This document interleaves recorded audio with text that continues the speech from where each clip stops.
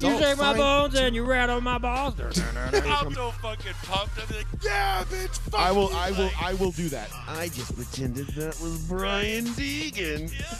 With his girlfriend that looks like she gets railed by 5 Tennessee police officers.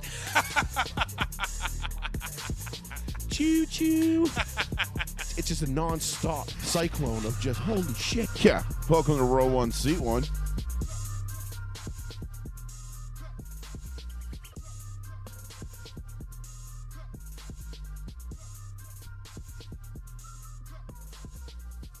Okay, there we go. There we go. There it is. Did you wait to put it live? Just like a half a second, yeah, because I had to get you situated in the proper space. There you go. Volume? It's just it's just you and Von Miller now. And you're Vaughn, who may be taking half a year off. and you're still way over the slide that way a little bit more. Fuck. I moved over like 3 times. Much better. I like that right there. There you go. Now you're with it, Sean. Thank you, everybody, for joining us. Joey Fats Radio, Row 1, Seat 1, live on the one, the only, the New Bedford Guide. Thank you all for joining us on this glorious Tuesday evening, June the 6th, the 79th anniversary of D-Day. Wow. No shit. The Allied invasion of Normandy in France. Made so popular and made so famous in the opening scene of Saving Private Ryan for those that aren't history buffs like myself. I mean, who doesn't know D-Day, though? You'd be surprised. Who over the age of 30 doesn't know D-Day? You'd be surprised. Damn. You'd be really. I was like, unfortunately, maybe you'd be these really, kids. really, really, really surprised. There's a lot of people that don't know a lot about history. Listen, I'm no history buff. I don't love history. I know the important parts. You'd be surprised. It's pretty bad, but it is a day. You know, it's one of those days you think back to, or you think of when it rolls around every year, and you think back to what took place on that day on those beaches in Normandy in France, and the absolute just pandemonium, chaos, and atrocities that were witnessed by those men that, you know, jumped out of those planes, left those boats, stormed the beaches, and, you know, conquered a true evil in the world. You know, that was the major turning point. You know, one of the major turning points of that war. And without those men and the greatest generation, you know, who knows where we'd be today.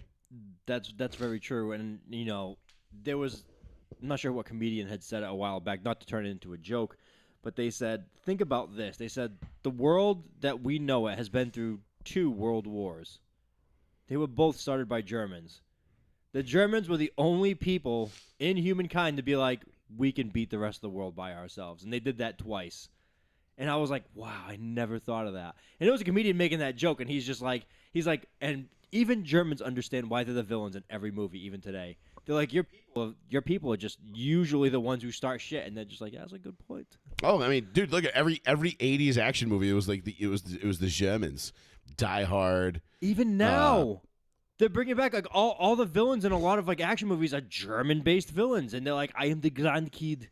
I don't know, that's Schwarzenegger. Yeah, but like, he was Austrian, so you know. I know, and his dad was potentially a Nazi sympathizer or a Nazi, depending on what you Nazi read. supporter. Sure. Well, I mean, did you have a choice back then, though? I mean, some people didn't. His dad probably did not. His dad was probably like, you belong to Nazi Germany now, and he was like, okay. I mean, I'm not saying it was right, but at the same time, it's like, you know, they didn't have like the internet and things like that. He had a family. Not that I think that would have actually benefited anybody, but, you know, you had to do what you had to do to survive back then, and it's awful. But they have a movie coming out. It's based on a true story, obviously, in which a woman like finds help as a young girl from a handicapped kid, and it's from the Germans attacking them.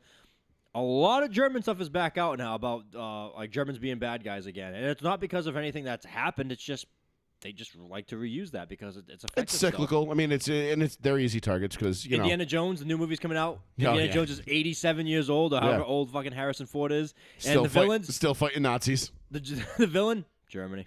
But actually like real Nazis though. Yes, not like the today Nazis where it's like, oh, you don't agree that women can be men and men can be women. You're a Nazi. Not that, not Yes, that, yes, yes. not that kind of We're Nazi. talking about We're talking about like the exterminating real, population. yeah, the real Nazis, the ones that did like the real evil shit, the real Yeah. bad shit. Yeah. So, because it was D-Day, I turned on my TV today, and they had a Band of Brothers marathon going, which was, if you've never seen the Band of Brothers, I read the book in college, and then the series came out right after I was done reading the book. Really depressing. And absolutely fantastic series. If you've never seen it, storytelling, wonderful, but just like knowing that is true or true-ish, horrible. it's very true. According to the book, I mean, the series doesn't stray too far from the book. Right. You don't get the in-depth knowledge of the characters, the guys that it's from Easy Company like you do in the book, but from the series. But the series just kind of lays it out in more or less layman's terms for everybody to understand, and it was absolutely phenomenal watch. And the first episode I put on was when they're jumping out of the planes into France the night before or the morning of D-Day. It was the morning of. It was right at like midnight. It was like the morning of whatever. Yep. So middle of the night, they're jumping in on June 5th. They're like, all right, let's go. And like me, I have like this fear of flying anyway. I hate flying. Like I just don't like being in vehicles I'm not in control of. Okay, And- my dad's the same way. My dad has never flown and won't fly for that reason because he doesn't want his destiny in someone else's hands. Yeah, it's a little nerve-wracking. Yeah. And even though I know the guy who's up front is probably a trained military veteran, whatever, Everyone makes mistakes. everyone makes mistakes. Those guys still have hangovers. They still forget their medication. They can still have heart attacks, strokes, moments of lapse of judgment, Sure. whatever. I get that. They're human, and it's a scary thought. So when I fly, I usually tend to heavily medicate, self-medicate, obviously, with my favorite medication of choice.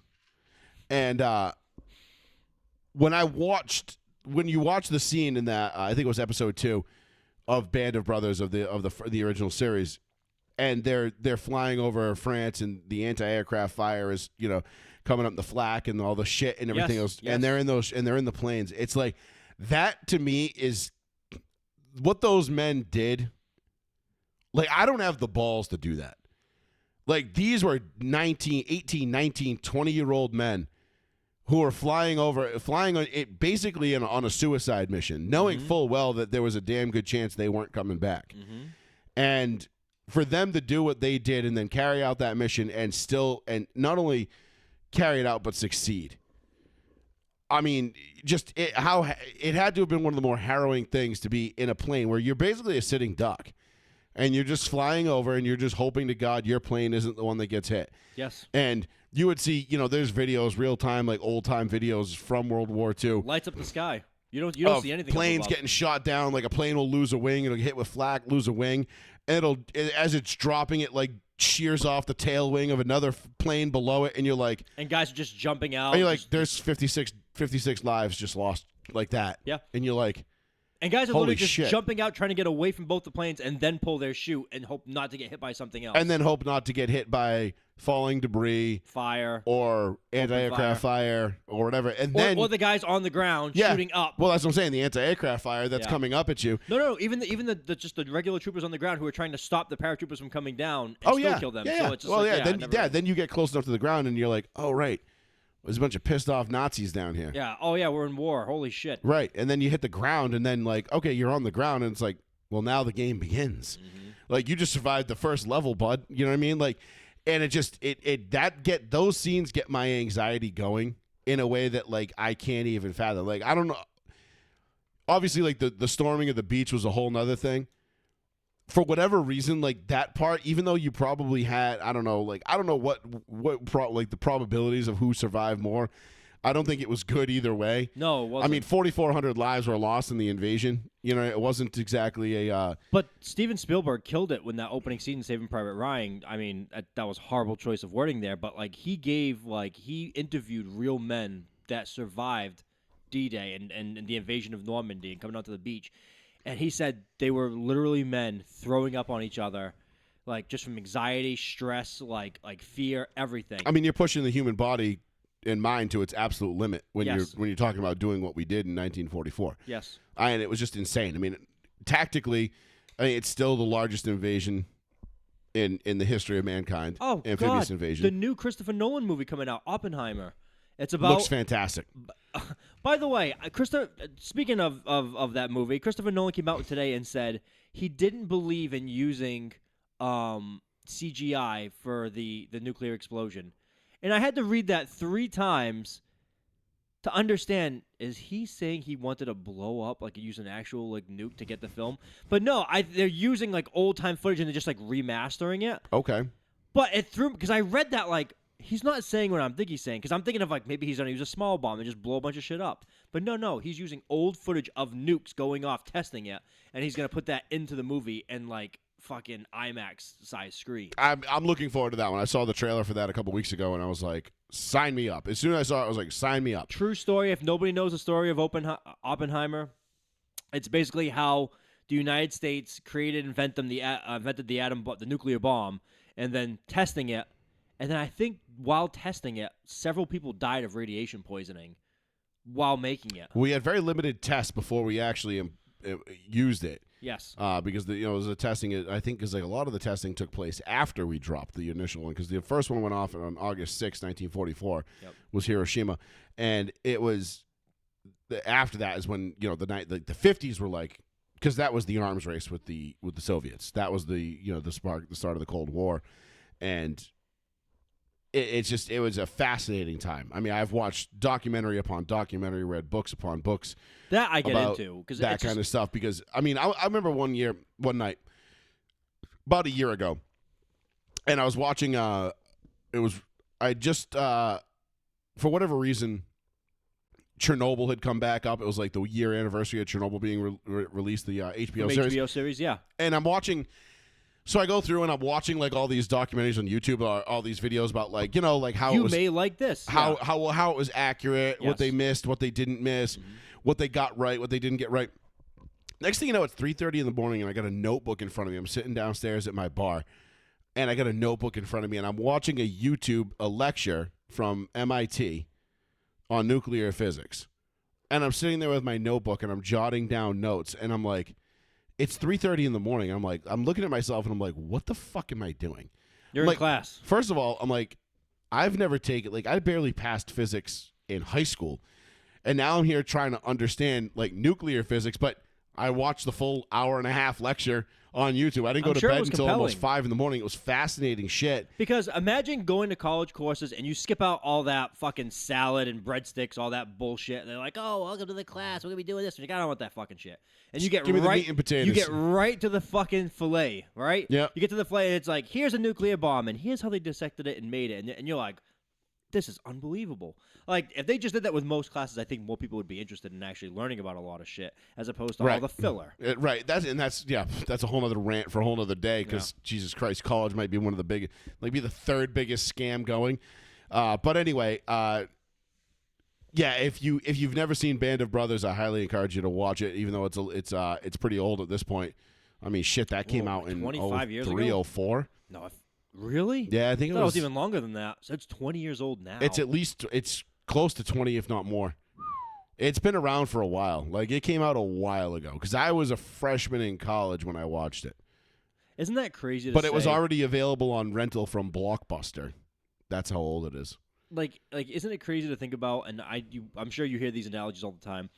The difference between today and the early 2000s for us was the same for when we were like in 1992, and the people were talking about like the disco era. 1972, yeah. Yeah, and I was just like, what? Like, that's so strange to me. It's wild, dude. It does not feel like 2003 to 2023 that much has changed, but then you go back and you read everything and you're like, that's a lot of shit that's changed. Lots changed. Yeah. I mean, we could not do this in 2002, what we're doing right God, now. no. It'd be literally old-time radio. Here we are in Studio 6. And these Rough Riders, really giving these Rough Riders a run for their money. Here comes ODB. 774-992-8702 is the phone number if you want to give us a call. We're going to get into the NBA Finals. We're going to get into a little bit of the NBA offseason, the rumors that are swirling. We're going to get into the major breaking news of the day. Liv and the PGA are merging. We should start off with that. Oh, we're leading with that. Because that's fucking crazy to me. We'll talk a little NFL offseason. We'll get into a little bit of this and that. And we'll get into some major league umpires getting what they had coming because they suck. We'll do the motorsports minute. We'll talk a little bit of betting, and we'll be out. It's gonna be a quick show tonight, probably less, a little hour, maybe a little more, maybe a little less. Who knows? We'll see how the night goes. But let's lead off with that, Sean. So obviously the big major breaking news of the day today was the Live Golf Tour is merging with the PGA. Now, wasn't it just about a year ago that we were talking about them splitting? Yes. Yes. Live Golf, all the guys leaving, poaching everybody, getting all these big names. Yep. Now, there's a lot. This onion's got a lot of layers to it. So we're going to try to go through them here one at a time. Mm-hmm. Now, the first one is kind of the most shocking one because let's preface it the way we should properly. The guys that stayed in the PGA did not go to Live because they believed that they had a moral objection to the Saudi Arabian-backed league. We talked about it. That's true. The Saudi Arabian, the Saudis committing atrocious acts of, violence against people and doing their own people, killing media members in their country, crazy like music, right? All kinds of shit. They basically Jamal Khashoggi being the most prominent, popular, of course, most, and if you well-known remember that story. They straight up killed that man and they covered it up, and they got swept under the rug so bad that you never heard of it again, and nothing happened of it. So that was So there was a moral objection from these golfers to go about going to Live. That they just didn't want to. They didn't want to go to Live because they didn't want to have to. They're like, well, we're not giving the Saudis money, which I found hilarious because most of them were sponsored by like Nike or whatever, and it's like, okay, well, you're taking money from Nike, who gets most of their shit done in China, where they're carrying out genocide against Uyghur Muslims. But hey, neither here nor there. Whatever, do you? I mean, I sit here like I can sit here and say like, okay, if you're gonna not take money from the Saudis, but you're going to take money from China. To me, that's two sides of the same coin, brother. Like you're just picking and choosing now. Yes, they are. Who you think is more on the moral up and up, which I hate to break it to you, both of them are pretty big pieces of shit. So get your money. Wherever it comes from, get your money. Do what you got to do. But don't sit here and high horse it. Like, you're somehow better than us, or you've got the, you're somehow, above taking money from Saudi Arabia. That's not the case. So the hypocritical aspect of this whole thing was, it was so transparent from the get-go, and we saw it from the get-go. We just knew what we were like, okay, yeah, no. Like, you're making all these claims, you're doing all these things. We know you're full of shit. Now, I knew that. You knew that. Paul knew that. Oh, Paul's not with us tonight. He's got training for work this week, so he's unavailable for the show. But the whole facade of trying to care about human rights and like take this moral high ground and not joining Live was bullshit. And Donald Trump called it about a year ago, or a little less than a year ago. On Truth Social, I should have grabbed a screenshot of the tweet. Yeah, I didn't even know he talked about it. He said, he basically told all the PGA players, when the Live PGA merger takes place, inevitably, because it's going to, you're going to feel stupid. Take the money now, because there's going to be a merger down the line regardless. It's inevitable. The only difference is the guys who go to Live are going to be coming back to the PGA event with, a couple $100 million in their back pocket. And that is exactly what is happening right now. So the commissioner of the PGA, I can't think of his name right now. It was early today. It was all over the news. Warner? No. I can't think of his name. Maybe you're right. Maybe it is Warner. Okay, let's just say it's Warner right now while you look it up. He last year guilt-tripped everybody and played the 9/11 card. That was the most offensive thing. Jay Monahan, thank you. Jay Monahan played the 9/11 card and said, hey, you know what? You never had to apologize for being a PGA player. Kind of like you're going to have to apologize for being a Live player. Yep. threw that out there and tried shaming anybody that signed up with Liv. Anybody was like, you know what? You're taking your money. Good for you. But are you really proud of yourself? Are you really proud of what you're doing? Now, today, as soon as the merger talk, Mazel Tov! Like, everyone's happy. Like, no big deal. Dude, it's insane to me, the 180 that they did. Because here's the thing, Jay Monahan didn't stab the PGA players in the back. He stabbed them right in the fucking face. In the throat, more likely. Because he told them, you know, he played the 9/11 card, made all these things, made all these decisions. You know, while we're talking about this, I'm gonna go download that video because not us just saying the 9/11 card. It's not hitting home. You have to read his body language. You have to see him say it. He looks like an upset parent at like their high school student. Like, I'm not mad. I'm just incredibly disappointed in you.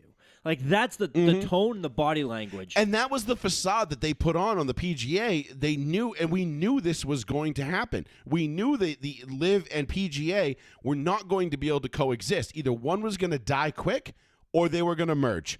And the merger ended up being the logical choice. But the fucked up part of this whole thing is that Jay Monahan didn't even tell the PGA players they were merging with Liv. They found out the same time as everybody else. News break. And there's that documentary, the golfing documentary for Netflix. I forget what it's called. I can't think of what it's called right now off the top of my head. But they're filming the second season right now. I don't know what that is. What's the golfing documentary? They tweeted out, hell yes, we were filming Rory when the news broke. Rory McIlroy? Yes. Yay. Because if you remember, he was one of the most outspoken ones about joining the Liv League. And now all these Liv guys that took all that money up front. I mean, think about this. Tiger Woods turned down, $900 million, almost $1 billion That motherfucker should have took it. to join Liv. He got no money. And now all the Liv guys just get to come back in and play all the PGA events like, hey, guys, what's up? You knew as soon as a Liv player won one of the PGA tournaments that it was going to be, oh, we got to fucking merge because we can't have this. This is a bad look for us. And that happened like not too far after. But you knew Brooks Koepka was going to win a tournament at some point. Yes. You knew, like, Phil Mickelson was still capable. You knew that those guys, Justin Thomas or whatever, you knew that those guys were capable of winning tournaments. It was only a matter of time before they won one of the non-PGA events like the Masters or whatever. And you know, this was always going to be a problem. Why nobody else, or why people seem to willfully believe that this was just going to like fix itself, or Liv was going to die because, oh, it's a stupid format, or oh, it's stupid, nobody likes it, whatever. And I'm not going to lie, the only reason I never watched the Liv event because I didn't know where to find it. We didn't have access to it unless you had like satellite TV. Yeah, like I didn't know how to find it on television. Nobody was carrying it, so it was like I could steal it. No, it's its own network. You had to pay for it. Well, I could go on Sports Surge and whatever, sure. steal it. But like I send it to the chat box. I'm not that guy. Like I'm not one to I'm not above stealing streams. But stolen streams. The quality is what you pay for. Yeah, it's cam quality. And a lot of times the streams freeze. They fuck up. Like you got to reload them. And to sit there and do all that from a remote, it's a tremendous pain in the ass. An ad pops up about flashlights. Yeah, and you're just like, dude, I'm not dude. No, I don't want to watch this right now. I'd rather just pay the $60 and get it on pay-per-view. If you're that interested in it, then do that. But if you're not, most events, like how many UFC fights a year do I watch? Maybe one. It depends. Again, it depends on the name. Exactly. Conor McGregor, he's fighting soon. Now, Might be worth it. If it was, if I'm home on a Saturday night and the fight's on and it's free and it's just on television, yeah, I'll put it on. Free on TV, whatever. It's background noise. I would put it on and I would watch it. But if I got to go, I'm not going to take the time to, go through and, find the stream and get it and put it on my team. No, it's a waste of your time. I don't care that much. No. I don't care that much about the UFC to begin with. Not because it's not a great product. It is. It's not my cup of tea. But and also you don't, there's always new fighters and you don't know anybody. So you're not emotionally invested into any of the fighters. You're not Characters. I was gonna say characters because But you're right though. I'm merging the wrestling world, which is gonna happen. Endeavor is happening. Where it's happening. It's already happening. So you might see guys come out with entrance musics and Titantrons and all this shit, and that'd be cool because you can get emotionally invested behind the guy. What did I always say about the UFC? We've always said it. If they did WWE style walk-ups and entrances, and then got in the cage and went fucking actually fought each other, Yeah, and then actually cut real promos and talk shit about each other like they really do. I'm like, except that now- would be fucking awesome. Yes. Add some pyro. Some guys Yeah. come out with flames like the Undertaker. Now it's like, now all of a sudden, like, all right, well, now I gotta watch this. Like, fucking Undertaker's fighting Razor Ramon, and they've been talking shit for 3 months. Like, get me in, yeah. I want to see this. It's that makes it worth it. Joey Fats Radio, row 1, seat 1. What's going on, boys? What's happening? Durant. What's going on? Oh, just another Tuesday night, living the dream, talking sports here on row 1, seat 1. Word. Yeah, I caught you on the golf talk a little bit, and I figured I'd come in, squeeze in a little basketball. Oh, god damn it. I think I was going to talk about golf talk. I was like, wow, Durant with golf talk. Do you watch anything about golf? I can't really talk about too much Yeah, in that department. Well, how do you feel? Well, you know what? I'm gonna force you to talk about it before we get to basketball. So, do you All know right, about do you know about the Live deal, and do you know about PGA? Do you know PGA is like the main golfing sport? Yes. Okay. Yeah. Live Golf last year at this time was basically a Saudi-run, Saudi-paid-for secondary league, which they went and then bought a bunch of the players. So think of it like any other sport. They bought a bunch of the guys, and then the PGA commissioner came out and said, you know what? You guys should be really embarrassed about yourself because you guys are taking Saudi money, and we all know about 9/11, and pulled the 9/11 card, basically saying like you're giving money to terror, you're taking money from terrorists to play golf. There was a story. Oh, sorry. Yeah. Now, do you not agree with that? Because that's what I would. Nah, I would thought not agree. I thought that was a little bit of a like a fuck you move. And the reason why we all kind of talked about that last year, it was first of all, it wasn't the Saudis that fucking did 9/11. So that was kind of like Wow. wait, I said kinda, okay? I know it's a lot of the money's connected to oil and all that bullshit. I get it. But it wasn't like directly like the Saudis that did 9/11. Like that was like a very like sort of racist comment. Secondly, if someone is telling you, hey, I know you can earn $25 million a year doing PGA stuff, right? What if we paid you $200 million? And I'm not even exaggerating with those numbers. They really went from like $20 million to how about $200 million? And some of these guys they were sign like, these players for more money. You're saying? not even more money, like 8 and 10 times the amount of money they were already getting. All they had to do is play golf. All they had to do is support a different brand. That's it. So Durant, imagine Derek Carr's a free. Derek Carr's a free agent. That's a big business decision at the end of the day. Derek Carr's a free agent. The Raiders offer him $10 million. All of sports, it's. Yeah, the Raiders offer Derek Carr $10 million. The New Orleans Saints offer him $200 million. He's like, no offense, Oakland. I'm getting the fuck out of here for $190 million more dollars. Yeah, I mean, Francis Ngannou was a pretty big face of UFC. He just signed with fucking PFL or whatever league he signed with, I believe it was. He left UFC because they couldn't come to an agreement. He asked for a ton of money. He asked for straight up as the champion. He's like, I want to get paid this. Dana White and the owner said no. He doesn't sell fights. He doesn't sell fights like a Conor McGregor. I heard you guys talking about it before. It's just, Right. yeah, like that's what it matters about. For the most part, like people ROI, return people on wanna investment. Watch, they want to see the drama, hear the big names, and Listen, if Connor's fighting, I'm watching. Like, and not only am I watching, but like I might even bang out of work to watch that on a Saturday night. You know what I mean? Like that's the draw. It's like when Brock Lesnar would fight. John Jones is another big deal. I mean, he came back and just mopped Serial Gone. Listen, I love John Jones as a when I've watched him, he's phenomenal. I know everything about how all about how great he is. Yeah. But I'm not calling out of work and wasting 8 hours of sick time and then spending $100 on a pay-per-view to watch John Jones fight.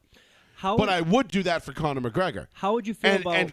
And John Jones, as far as a fighter goes, is a much better fighter than Conor McGregor. Right. How would you feel about a cross-promotional fight? I get it. Conor's more entertaining. That's just... It's not even that he's... he draws...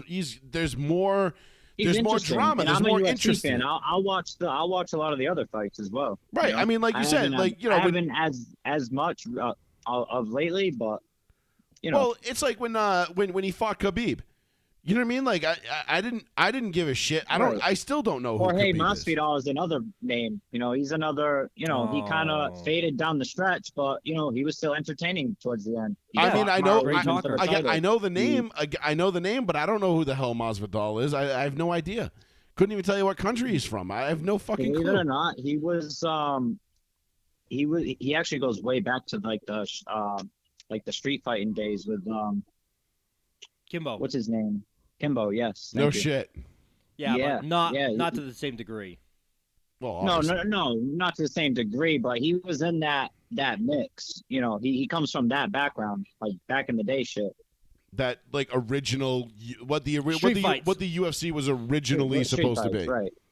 Yeah, when no gloves were worn on the You know, fists. back when like Tank Abbott would come out and he was just like, I'm a Well, brawler. dude, if you remember back in the old UFC days before, like, I remember being a kid, like, being, like, 8, 9, 10, and my dad would, like, order those, like, fights, and they'd come on at 11 p.m. It would be 11 to, like, 2 a.m., right?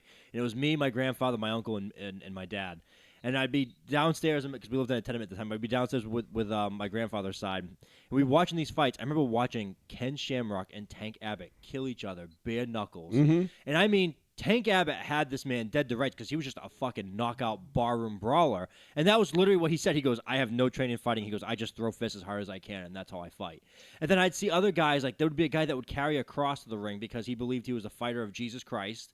And then he would fight this like 600-pound jiu-jitsu dude from like Korea. Yep, I remember that guy. Because Yeah, I don't remember it his was name all was, it was all tournament based, and they all Right. fought in one going night. back then, they didn't even do the weight classes, which was actually like pretty sick. You had this like huge monster fighting the little guy. Yeah. Like, Yeah, and let me tell you, And when they say styles make fights, oh boy. and the Gracie family, the all the jiu-jitsu families that got in there, and they finally got in there, like the Shamrocks, the Gracies. I'm forgetting another name, and I apologize, but like they all came out on top because they would just grapple the guys to the ground. Right. Oh, it became a ground game, and everyone was done. Right, and that's when BJJ became like a mainstream thing, and people were like, "Oh, yeah, but to answer your question, Sean, yeah, I mean, I'd probably agree with you. I'd probably say that that's a low blow. It's guy took more money. I mean, how do you know? I mean, I would ask Joe as well. What's your take on that situation? Me personally, if someone's gonna offer me 10 times what I'm making right now at my job, I would take it. And I would feel bad about it later. If it, like worst comes to worst, I'll feel bad about it later, but I'll set my family up forever. You know what I'm Absolutely. saying? yeah." Now, And that what's way- your take on it, Joe? I mean, listen. At the end of the day, dude, like I understand probably more than most people actually, because I inundate myself with politics and world politics and what's going on outside, and I oddly enough, like I listen to more political talk radio and podcasts than I do sports. You know. And yeah, see, I'm actually the complete opposite, man. I live in my little sports world, and that's it, man. that's fine. Every Well, time I turn on Fox or CNN, like at work, it's just always like something bad, negative. always. It's terrible, Well, man. you can't watch the news. It's always negative. And it's not to say that, politics aren't, but it's always, one side trying to paint the other as the devil. And the truth is usually somewhere in between. But you learn to decipher through, like, kind of what, sift through what's what. And so I understand what the Saudis have done. I know what their history is. I know what, I know about the ties to 9/11. I know about Jamal Khashoggi, who a lot of people have no idea who the fuck that is, but you can go Google him and it'll explain it all. And I'm not trying to Alex Jones you, but I don't have time to sit here and go through all the details of it. I know what, but on the flip side of the coin, I look at the NBA, the money that they're taking from China, and Nike and all these other countries that make all their products in China on the back of the Uyghur Muslims who are being enslaved and genocided. And it's like nobody has a problem taking money from China, but all of a sudden you take money from the Saudis, and it's like you got a problem with that. And it's like, whoa, hold on. Like, you can't have it both ways. Like, either you're adamantly against like these crimes and these atrocities that these countries are carrying out against their own people, or you're not. And for me, sorry, I didn't mean to interrupt. no, it's fine. For me, for me, like, there's no difference in taking money from Nike and taking money from the Saudis to play and live. There's no distinction there to me, because it's the same thing. You're taking dirty money. Nike makes all their money because they manufacture all their shit in China, and they do it on the at the expense of this enslaved sect of people. Yep. And the Chinese, the CCP, is just as dirty and ruthless and filthy as the Saudis are, but the NBA has no problem going over there and tapping into that market and making billions of dollars. But then all of a sudden, you're supposed to tell these golfers who are going to make life-changing money. And I mean, I'm not saying like life-changing money. I'm saying like they're going to go from making like, all right, yeah, I'm making good money on tour as a professional athlete. It's like Sean said, if you're fuck making you 8 money. to 10 times more than what you're making now, you're expected to take the bag. Yeah, you take the money, dude. And Simple. I don't blame any one of the guys that went to live for taking the money, because you know why? You know why? Because the fact that the Live League was willing to pay out that much money, and the PGA was still paying peanuts to these guys that stuck with them, just goes to show you that the PGA could be shelling out more money, but they're not. They choose not to. And I think a lot of these, I think Graham made a good point, but I made a counterpoint to him in the chat. He's saying he understands a lot of the lower-end guys taking that deal, but not the higher-end guys. I'm not even sure how much Phil got paid by Liv, but I can tell you this much. I can tell you a lot of those high-end guys that have connections at the PGA probably know that the PGA is very hypocritical, and knew that if the PGA was offered that kind of money to be like working with Liv, they would have taken it too. So they just took it flat out. So I think it's more of a, we know you're upset because we're leaving you when you could be paying us more and just, not be bitches about Phil it. got $200 million from Liv. I feel like that's a common number from Liv. They were just like, who wants $200 million? And they just signed everybody. Hey, it is what it is. But yeah, getting over to some basketball. I mean, what do you guys think? I was I shocked kind of Heat changed won my game tune. 2. I think Miami's gonna find a way to do this, man. I think Denver's gonna blow this. I don't know. Denver They've played never so been well. here. No, They've of course. never been here. Still, I don't know. I was very surprised to see that comeback, honestly. They were even in the first game. They were hanging around all game. Well, and that was after going a 7-game series with Boston. The Heat always hangs around. Like they're a good disciplined team. They Their play formula hard. works. Yeah, they play hard, and I really like, as even though they beat the Celtics, and I would rather have Denver win. That's just me being spiteful. I really respect that it's 3 undrafted players playing their hearts out and competing against guys who are like MVPs in the league and like championship material. That's something you can really hang your hat on and be like really proud of. Like Eric Spoelstra should be very proud of being like the coach he is and bringing this team to where they are. That's like having a team in the Super Bowl that's all undrafted players and you have like one star player. It's gonna be a great series, man. Game 2 was great. Came down to the last shot. Yeah, I mean, I said it last week. This series is going to go at least 6 or 7 games. Honestly, I hope it does, because I want to see more of these two teams. And closes out in 5. The series is going to go 6 or 7 games. I'm still sticking with Denver wins it. I love Miami. They're the most tenacious team I've seen in a long time. They have a lot of like 04 Pistons vibes to them. That I just they function as a unit. They beat you with defense. They don't have to have a great scoring night to beat you, but when they need to, they can. I look at Denver and I just think Denver is just, they're on another level. And I know they slipped up and they had the one mishap game, where the other night where they lost, but I think they come back and I think they take a 2-1 lead tomorrow night. And like you said, Durant, I don't think they're winning 3 straight. I think it's going at least 6. Yep. But I wouldn't. Believe Denver will steal one in Miami. I believe we'll be 2-2 going back into Denver. Yeah, I think it'll be Denver. It'll be 2-2 Denver, and then I think Denver puts it away in 6. I would love for it to go 7 because I mean, who doesn't love Game 7 of the NBA Finals? I mean, honestly, that would just be the bee's fucking knees. We haven't had a Game 7 in the finals in a while, and I just think that would be phenomenal. It'd be just such a good time to watch, to see who shows up in Game 7 of the finals. Jimmy Butler, Joker, Yeah. Jamal Murray, Bam. Like that, No one on Denver has any finals experience. He have like 5 or 6 players, I believe. I mean, I get what you're saying. I get that point. They've, Miami's been here before, but Miami's never closed the deal before. Not this current roster. They've never closed that deal either. So while they've been there and know what to expect and how to handle it, I guess a little bit better. I don't know. I just think at the end of the day, talent wins out in the NBA, and the better team rarely loses a 7-game set. And I think Denver is just, they got the best player in the league, and I think they got the better, deeper team. Yeah, I said it last week. I think Jimmy Butler's the most locked-in player of anyone in this series. I think Jimmy Butler's going to be holding up that trophy. How old is Jimmy Butler? I would love to see it. I mean, Jimmy, I don't know. It could be in 6 at home on their home floor. Listen, I don't know that there's a more deserving player in the league right now than Jimmy Butler.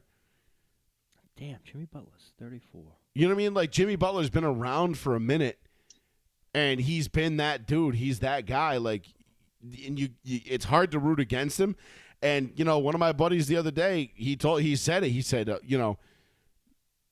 that Miami's winning this series. He said Jimmy Butler said it. They have unfinished business. They should have been here last year, and they should have won it, and they didn't, and they came up short.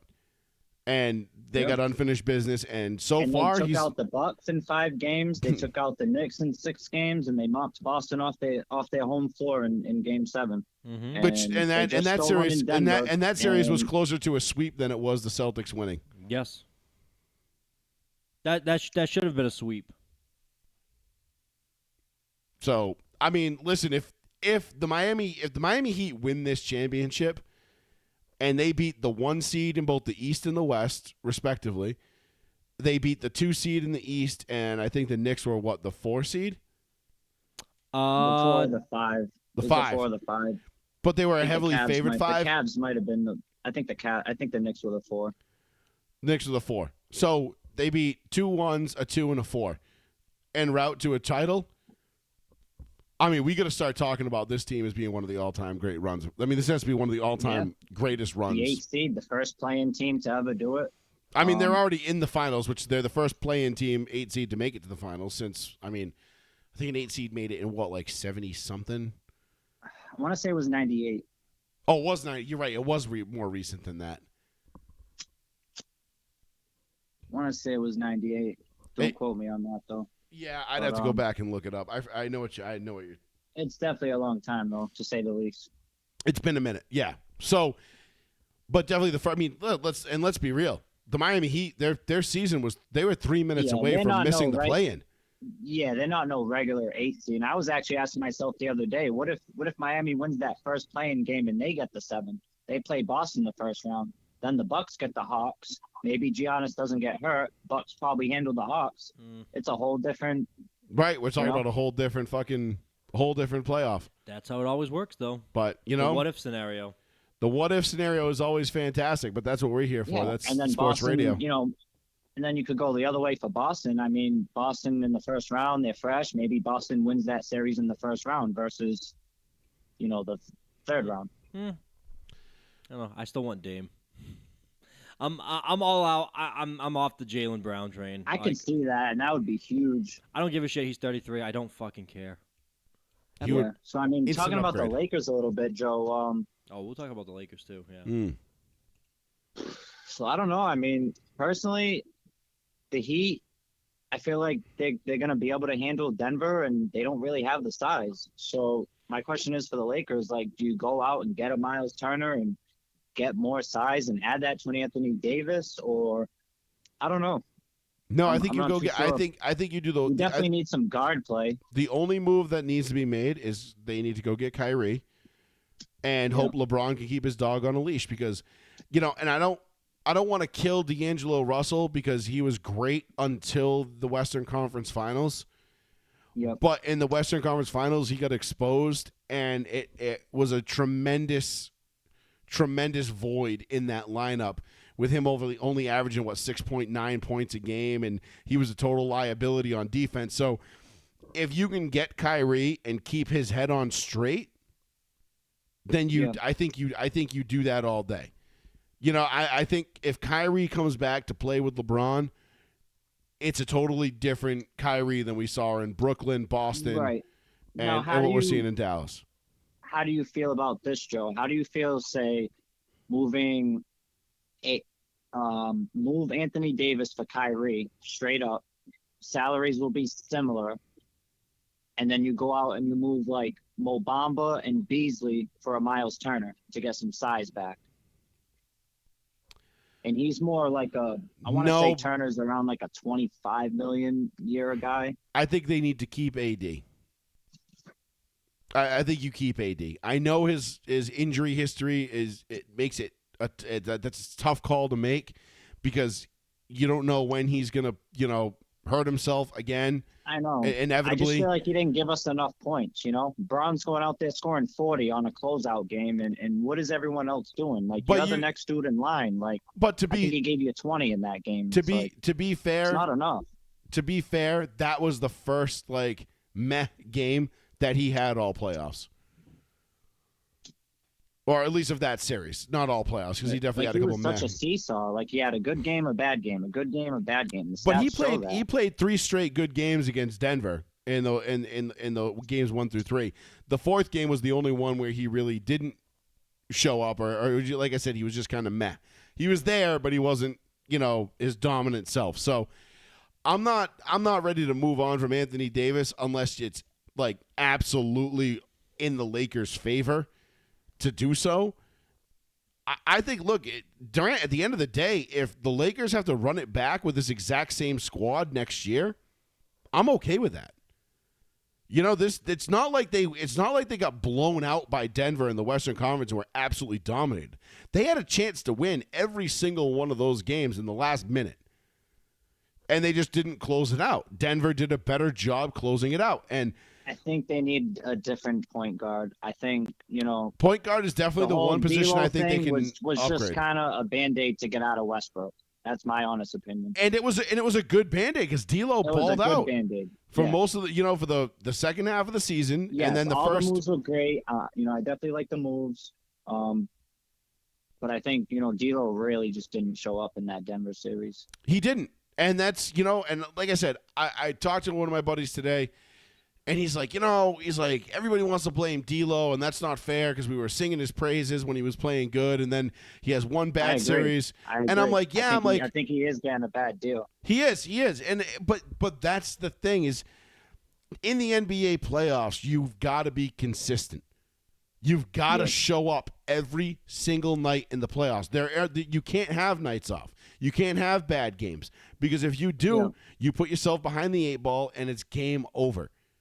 Yeah, you can do that shit in the regular season. A nice addition, because then, if you're planning to match up with Denver, then Miles Turner can kind of play that role and match up, and then that, moves Anthony to the 4. AD's gonna, beat Aaron Gordon all day long. I agree. I think I'd be okay with that move too. But I still think it doesn't. But that doesn't solve the point guard issue. Yep. And I think there's a very, very, very, very easy answer to figuring out the point guard issue. And I know there are people that disagree, and there's a lot of people that don't like the idea of Kyrie Irving coming to LA because they're like, nope, he's going to torpedo this team. He's going to blow it up. I'm not even talking about Sean, who is one of those people. I'm so confident. But listen, the only man that can keep Kyrie on task is Kyrie. LeBron. I want Kyrie. I don't want Trae Young or. I gotta find that dancing potato. I think I just want Kyrie. I mean, listen, if they went and got Trae Young, I'd be okay with that too. But I just don't know how the salaries are going to work. If you get Kyrie, I don't think you can keep Rui and Austin Reeves and all those other guys. You can. According to Brian Windhorst, the Lakers can afford to keep Austin Reeves and get Kyrie. The GOAT, Austin Reeves. So I think they keep Austin Reeves. I think they get Kyrie. I think they keep this team mostly intact, and then they move it from there. Now, if that pans out, that remains to be seen. Yeah, because again, you're getting Kyrie. That's a huge enigma right now. That's a big time question mark. I heard Yeah. also you're signing sideline reporter Nicholas Kerr. Well, I Yes, guess Nick Dallas Kerr can will be offer there. him the most money because they have his bird rights. Right. So they can offer him a 5-year deal versus everyone Yeah, else can offer a 4. if- So he would leave essentially 60-ish million on the table. if he wants to stay in Dallas, Dallas can give him the most money. But who's to say Dallas wants to keep him? I mean, it didn't really seem like Yeah, Luka that's what I'm saying. Luka really What's the didn't seem value? too Are they gonna stoked on keeping Kyrie around. right? Maybe recruiting LeBron is just a whole like part of the plan to say like, hey, I tried, but I'm gonna go play for the Lakers. Well, that's 100% what it is. I think that There's no they way. gave up stuff for him. They There's- gave up a decent amount for him. Yeah, and the Mavs can't. There's nothing the Mavs can offer the Lakers that would get LeBron to play with Luka and Kyrie. The Mavs don't have That's what enough. I said, what are you gonna do? Offer LeBron for Luca? I'm like, no, that they'll wouldn't make offer sense everybody either. but Luca. Right. No, it's just not going to work. That the whole Yeah. LeBron to Dallas thing, LeBron James. while I'm sure Kyrie and his people floated that out there intentionally because they want it to be out there because this is part of Kyrie getting to LA. This is part of the plan to get him Yep. out of Dallas. There's zero chance LeBron ends up in Dallas. Why would LeBron, where his whole life, his whole existence is in LA? He's got all of his studios, his production company. Bronny is going to be playing at USC in the fall. He moved out there for a reason. Why would he all of a sudden pick up and go to Dallas? No, that's a fair point. It doesn't. It Absolutely. makes absolutely no sense. And LeBron ultimately has control over that because he has the no trade clause. So I told you my Yeah. theory. I think Kyrie goes to the Lakers.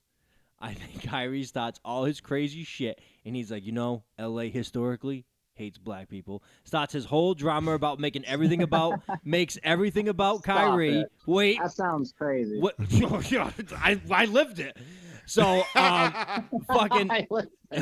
fucking, and then while he's doing all that shit, LeBron's in the background fucking doing like dance moves just to get out of the limelight. And then at the end of next season, he's like, you know what, everybody, I'm out. And he goes to play with his son 2 years from now, wherever that son gets drafted. I'm telling you, I think it's all a ploy. LeBron's like, yeah, sure, I'll play with Kyrie 1 year because I'm going to use this motherfucker to blow my way out of town and say it's Kyrie's fault why I'm leaving LA because he's a psychopath. Kyrie goes into every town. He's like, oh, I don't have any weapons. Everything's good. I love it here. 6 weeks later, he's like an old-time cowboy coming in like drawing at people shooting guns and burning bridges immediately. Like, why the fuck does he want to leave Dallas? Dallas did nothing to him, and he's like, I don't know about this city. It's because like, it's not going to why? work.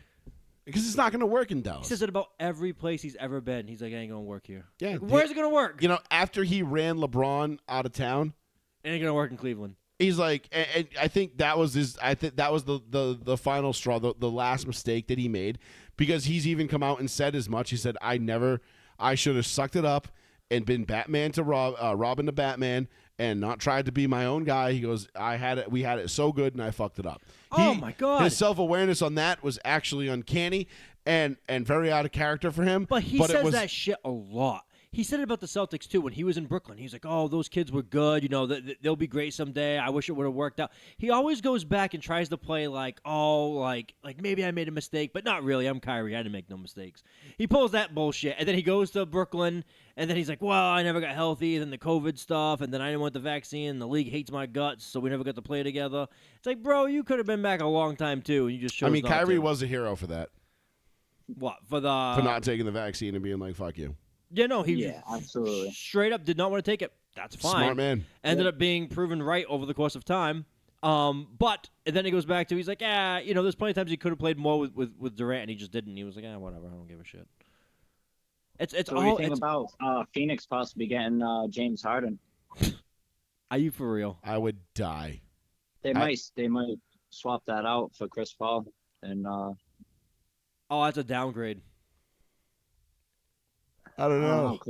Chris Paul's been pretty hurt. Chris What? Paul's been banged up and he's old. At least Harden can still produce. At least Chris Paul cares. Chris Paul's not scoring anymore either. He's scoring No. very low points. But at they're least both born losers, so whatever. 100% right. But I think, James Harden's a greedy bitch. Like if Chris Paul's not shooting the ball as much, that's better for the younger guys in the team, like Book and everything like that, who could take more shots. Like I'm fine with that. You're gonna take in.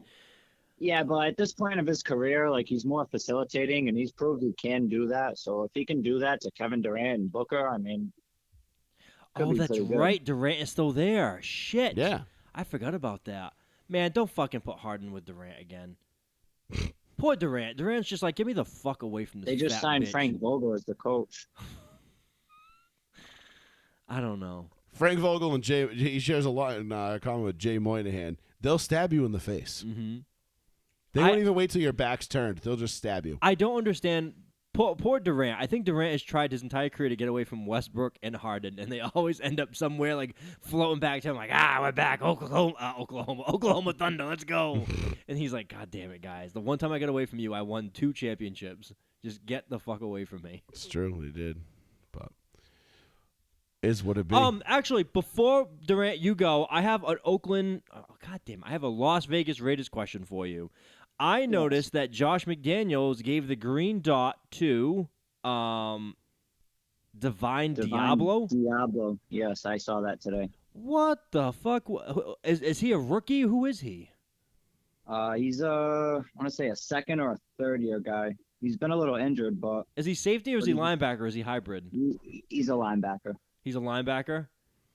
Because I saw his so numbers. He'll be He's, either outside or middle linebacker. he's a little small, isn't he? Isn't he like 215 pounds? I'm not sure on that, to be honest. Because I thought when he came out of college, I thought he was like a big ass safety, and I was like, And then I saw it today, and it was like Josh McDaniels loves this kid. He's giving him the green dot, and I'm like, what? Like that came out of like fucking nowhere. Joey, you looking it up? Yeah, I actually have Raiders report on YouTube right now. I guess Chandler Jones is down to 250, where he played at 260, 265 last year. So, Yeah, but these guys gained like a shit ton of weight during the season. 6'3", 225. Oh, he's up 10 pounds. He was drafted as almost like a safety when he came out. I was gonna say that's either a really big safety or a really small linebacker. That's the new mold anyway. All these big safeties. He's like a Sua Cravens. Yeah, okay. Wow, good throwback to USC. Sua Cravens. He didn't work out, but still a good throwback. But yeah, I saw that today, and I was very blown away by that. I was like, wow, I did never expected him to give it to like a no-name guy like that. Either A, he's incredibly football savvy. Who else is? I mean, it's usually the middle linebacker that gets it. Or it's the safety that gets it. Yeah, generally. So that's why I wondered if he was like a safety Yeah, or a depends on who linebacker. the veteran guy that the DC trusts the But most. he's not. He's a third-year guy, and he hasn't know. really played much. It's kind of crazy. Well, I mean that can change before day one. You know, Sure, of course. a lot's gonna change between now and September. Absolutely. So, anyway, Durant, thanks for the call, bud. We'll I'll see you on duty in a little bit. Yeah, no doubt. And yeah, like I said, I've changed my tune. I think the Heat are gonna get this done, man. It's gonna be incredible. I mean, it would be if the Heat pull this off. It will be one of the greatest feats I've seen in a long time. So, I mean, I'm not rooting for it because I am rooting for the Nuggies, but I'm neutral, honestly. I'm okay with either or. I mean, listen, if Miami wins, I'm not going to be upset about it. I want Denver to get a championship. I really do. Yeah, fair enough. I like that. I like that organization. I like that team. The only thing I wish they would do is go back to like the Melo era, like the white silky jerseys with the powder blue. With the extra long shorts. Dude, those those uniforms I kind of want so the sick. team that beat the Lakers to lose, just so I know that they're beatable going into next year. I mean, I know they're beatable. We lost 4 games by a cumulative total of 24 points, and one of those games was an 11-point loss. So I'm not worried about like I said, it's not like the Nuggets came out and dominated the shit out of the Lakers. The Lakers had a chance to win every single one of those games except I think game 3 or game 2, whatever the 11-point loss was. They had a chance to win every single one of those games in the final minute. So. Yeah. It is what it is. You know, the Lakers were there. They were close, but, you know, what do you expect? They put that team together in, you know, late February, early March. The Lakers will get it done, brother. They're going to make all the boss moves for LeBron James, and he's going to come bring home Title V. They always do. That's why I love the Lakers. They're gonna start doing it fast though, because LeBron. All right, but before Durant goes, LeBron realistically has how many more years left in the league? The Lakers realistically. have so much more hope than Boston. No. It's I'm not. awesome. I didn't say that. I said just LeBron. That's what I don't, I'm saying. Yeah, I know. That's Yeah, fine. they definitely do. I but don't care about how that many because how much longer do you think LeBron has as a primary player? yeah, it was like 2-3 years. It doesn't matter. The guy performs. No. The guy is unbelievable. Even at his age, it's I know. I'm realistically saying, like, I'm not trying to shit on the Lakers. I'm not saying the Celtics have longevity. I don't give a fuck about the Celtics right now. Like, realistically, is LeBron going to play till like 40, 42, or is he going to play till like... I think the Lakers have. I think next year is going to be the last year that LeBron is going to be a primary like contributor on the Lakers. I think after next year, then you have to start looking at LeBron as maybe like taking kind of like a, not a back seat, but being more of like a, 25 to 35 minute a game kind of guy, not a 40 to 45 minute game kind of guy. And he's going to have to start taking a little bit less, lesser of a role, and someone else is going to have to step up and fill those shoes. Because, I mean, listen, Father Time is undefeated. it was supposed to be AD, and it just hasn't, and it won't ever be. It won't ever be. No, that's why I think they need to go all in for this year and get whatever they got to do whatever they got to do to get this team in a position to win it. Because, like I said, Kyrie Irving would be unbelievable. I think if that happened. I think the window for LeBron in LA is closing. We got one title. I expected two, a minimum of two. All right, so we're already behind schedule on that. And, I'm just saying, I think, the first year in LA was a total disaster. LeBron was hurt for the first time in his career. He signed with the Lakers with nobody, and they had all the young kids, Lonzo Ball, and Ingram, and we had Randle. we had LeBronzo out there. You know what I mean? That was that combination. And then they slowly built the team up, and then they finally they got the title in the bubble, which some people, Paul cough cough, would say is not a worthy title. No, he but, rescinded that now. But they were there the next year. I mean, they had the Suns down 2-1. And then AD and LeBron both get hurt. The second best player gets hurt. It was unfortunate. Yeah, and then both LeBron and AD get hurt in that series. So it's like, all right. And then, last year was just a complete fucking utter disaster. This year they figured it out. But, this team had only been together since, late February? That's happened to LeBron so many times in playoff runs, man. Like it's his second or third best player gets hurt. Like you go back to the Cavs days when Kevin Love got hurt in the Boston series, and Kyrie got hurt in the finals. And well, how about when Bosh and Wade got hurt? With, some of his co-teammates. Bosh and Wade both got hurt in the Eastern Conference Finals against Boston that year, and LeBron just said "fuck it," put the team on his back. Game 6, absolutely fucking dominated. So. I mean, listen, I think we got one more good quality year out of LeBron, and they got to make it happen this year. If we're going to have LeBron as a centerpiece on this team. After next year, like this time next year when we're talking about whatever the results of the Lakers season are. He's on a 2-year deal. I mean, you get the right team in place, you win it all. I mean, you run that shit back, and at 40 years old, you go for ring 6. Like you said, he's chasing the ghost in Chicago. I would love to see it, but he's got to get 6. It would go a long way towards establishing the or finalizing the argument for his status. He knows it's right there. It's right there at his fingertips. But it's a lot harder to do than we really give it credit. So fair enough. Is what it is, brother. Right, we'll talk to you next week. Call of Duty later. Thanks for the call, Adios. boys. Of course. Later. All right, Durant. Later. 774-992-8702 is the phone number. We got a couple more things to cover here before we get out of here tonight. Thank you for the call, Durant. We appreciate it as always. We covered a lot in that conversation. We started off with the live golf thing, and then we kind of transitioned quickly to basketball. Mm-hmm. Just to cover the whole LeBron to Dallas thing, just to reiterate one more time, that's not happening. No, LeBron is not going to Dallas. That was floated out there by Kyrie and his people as basically I'm sure Mark Cuban would love it. As a double middle finger to the Mavs saying, I'm not staying here. No shit. Because he's going to say, well, you can't get me LeBron. Guess I got to go to L.A. then. Might as well let's trade me now. Oh, see ya, guys. So I think that's more likely than anything else. But, to your question, Sean, I mean, how much longer do we really have with LeBron? I mean, we saw him play all but 16 seconds of Game 4 in the Western Conference Finals, and he basically finished with a 40-point triple-double. You know what I mean? Like, the guy's still got it, but he's absolutely. And he was playing with basically one good leg. You know, he had a borderline torn Achilles in the other leg, which a lot of people didn't know about, hadn't read about, had no idea what was going on. Listen, if you give LeBron an offseason to get healthy, get right, and you put a team around him, I mean, and it's not going to be like, you can't just go out and say, all right, here's Anderson Varejao, Big Z, and Mo Williams. Like, that's 15 years ago. Yeah, already. it can't be that. No, like he's going to need some top shelf talent around him, and they're going to have to perform well because he's not the kind of guy that can go out and just put the team on his back 48 minutes a night every single night and just continue to just mow it down. No, that's not fair to him. It's not fair to LeBron. So, and people hold him to a different standard. For some reason, even though they tried, they're like, oh, he'll never be Jordan, but I'm going to hold him to a higher standard than Jordan. And you're like, huh? How does that work? But Jordan, don't forget, Jordan at LeBron's age was a shell of himself. Like, he wasn't anywhere the player LeBron is. LeBron is, like, in phenomenal shape. I just think people are too used to the fact that players are playing longer.